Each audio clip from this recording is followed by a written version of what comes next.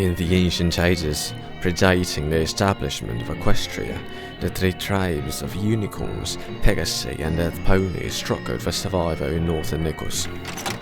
As the magic of friendship was not discovered then, constant conflicts between them attracted the winter spirits that feed on fighting and hatred, the Wendigos. The cold weather brought by the Wendigos had led to 3 migration waves, as the north was no longer inhabited by pony kind.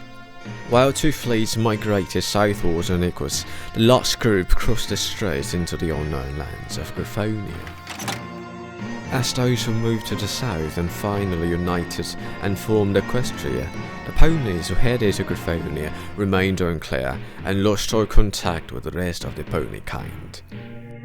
Almost a millennium before Luna's banishment, through the tough winters and mountains, the lost pony immigrants had eventually arrived at their promising lands in the east, the Riverland. Their first stop was in the region of Long Sword, which borders the Griffons on the other side of the mountain. After a few months of recuperation, while the majority of the immigrants kept marching to the east alongside the Griffkin River, some tribes chose to stay in the mountains of Long Sword, and that's when the immigrants separated.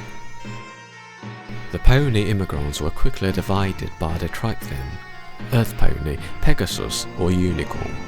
As the Earth Ponies and the Unicorns had taken the fields and the hills as their habitats, the mountainous coastline of Nimbusia was left to the Pegasus.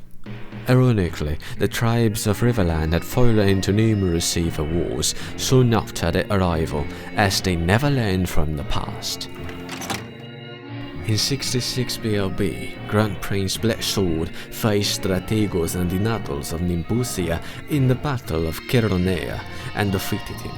The last obstacle for Lake City to dominate the Riverland was no more. Blacksword has defeated all the challengers and finally established a united Riverland. The River Empire had risen from the ashes of those who dared to question. Riverland was united as one for the first time. The Empire's domain stretched from the east to the west, and even part of the Evi Valley was subjugated.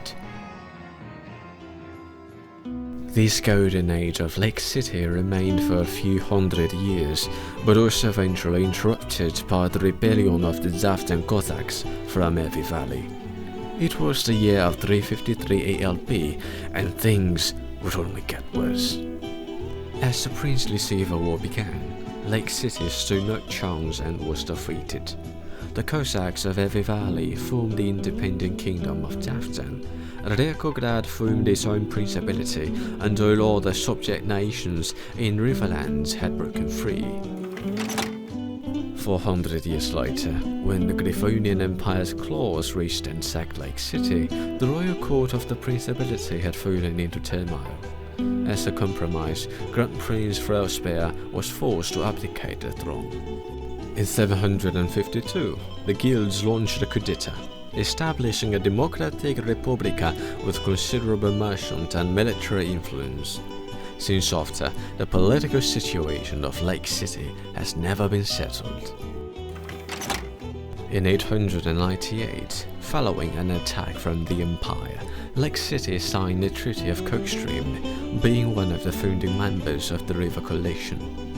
After years of striving, Lake City was finally saved from the threat of the Empire, but there was still a long way to go for this turbulent nation. Grand Prince Blacksword once forged the glory of this blessed nation. Thousands of years later, those who came after will bring back the glory of Lake City once more.